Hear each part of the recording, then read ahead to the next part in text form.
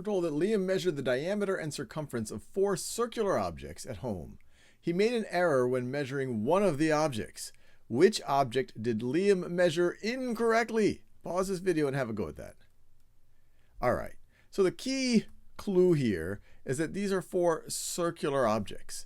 And you might already know that the ratio between the diameter of a circle and the circumference, or I should say the circumference and the diameter, this is hand-drawn, sorry, not the perfect circle. So this is the circumference, and that this is the diameter right over here. That the ratio, circumference divided by diameter, is always going to be the same. It's a special number, 3.14159. It keeps going on and on and on, which we call pi. So if we look over here, let's see if all of them roughly, it might not be perfect because he's taking measurements in the real world, so it might not be always exactly this, but let's see if it's roughly that. When I go from the diameter to the circumference here, it looks like I am multiplying by 3 point something.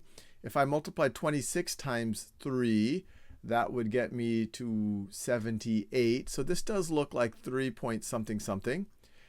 7 times 3 point something something also would get us to 22 point something, so that seems reasonable. If I take 9 times 3 point something something, that would be 27, 28, depending on how much we multiply, but that looks pretty close. Now 8 times 3 point something something would get us over 24. But this is 20, so this is pretty far from something that is over 24, maybe even 25. So this is the one. This is the object, the duct tape roll that Liam measured incorrectly, or maybe the duct tape roll wasn't perfectly circular. That's the other possibility here.